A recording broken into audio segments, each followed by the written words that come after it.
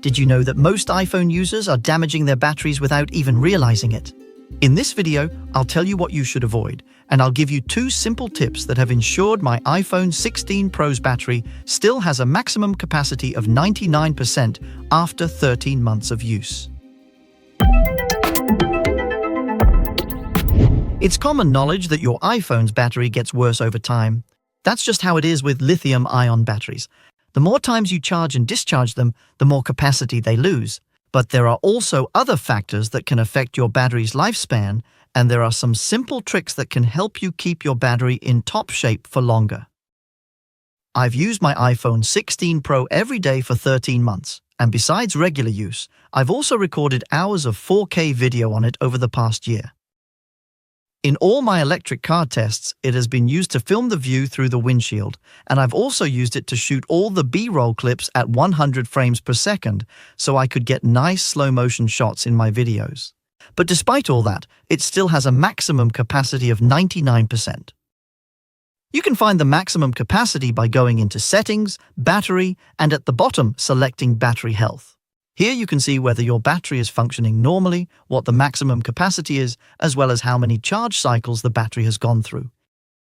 A charge cycle is a complete charge from 0 to 100%, so it's not about how many times you've plugged in the battery to charge. For example, if you only charge from 10 to 60%, that is 50% of the capacity, well, then that counts as half a charge cycle. Apple says that the latest iPhone batteries can retain 80% of their capacity for up to 1,000 charge cycles. But there are other factors besides the number of charges that can affect the capacity. Lithium-ion batteries do not like getting hot because it wears out the battery faster. That's why it's a bad idea to leave your phone in direct sunlight, and it's an even worse idea to charge it in direct sunlight or in very hot environments. Charging also generates heat, so in that way you're putting double strain on the battery. It gets even worse if you use a wireless charger like this MagSafe charger here. With wireless charging, between 20 and 40% of the energy is actually lost and turns into heat instead. So, in addition to wireless charging wasting a lot of energy, it also unnecessarily heats up your battery. It's not that you can't use wireless charging at all. It can be super convenient in many situations. For example, a MagSafe battery pack can be a smart way to charge your phone when you're on the go. And it is really nice and easy to just place your phone on the charger.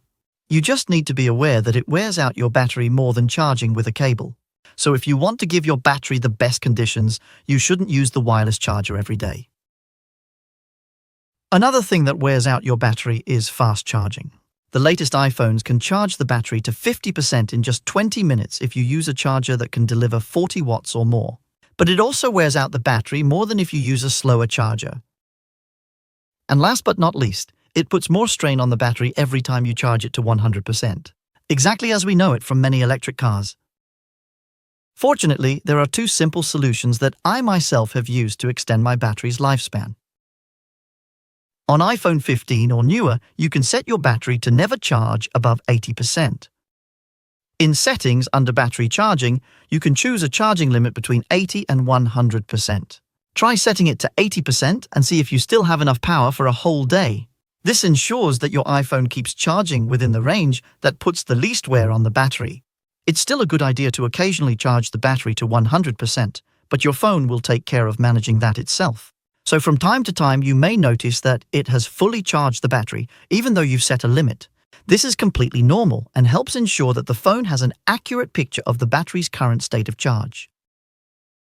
If you're struggling to have enough power for a whole day, you should set a higher charging limit.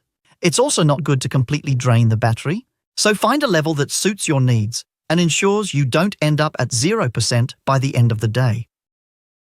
The most optimal is to keep the battery above 20%, but nothing will happen if it occasionally drops lower. As long as the charging limit is below 100%, it's still better for the battery than not having a limit at all. But the lower you can set it, the better. If you have a phone that's older than the iPhone 15, you can instead activate the feature called Optimized Battery Charging.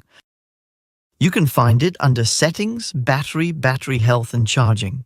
This feature learns your habits and waits to charge the phone to 100% until just before you need it. So for example, if you always put your phone on charge when you go to bed but only take it off the charger at 7 in the morning, Optimized battery charging will first charge the battery to 80%, and then, a couple of hours before 7, it will charge it fully to 100%. It also puts extra wear on the battery to be connected to a charger when it's already at 100%, because the battery cells degrade faster at maximum voltage. That's why you shouldn't leave your phone connected to a charger all the time either.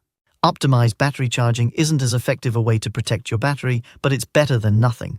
And conversely, you could say that if you have an iPhone that only has that option, well, then the battery is probably already quite worn out. But if you get the battery in your phone replaced, you can activate the feature and in that way, take better care of your new battery. If you set the limit on newer phones to 100%, you actually have access to the same function. But it's much better to set a charging limit instead. I've had my iPhone 16 Pro set to a limit of 80% for the past year, and that's one of the reasons why I still have a maximum capacity of 99. The other reason is tip number 2.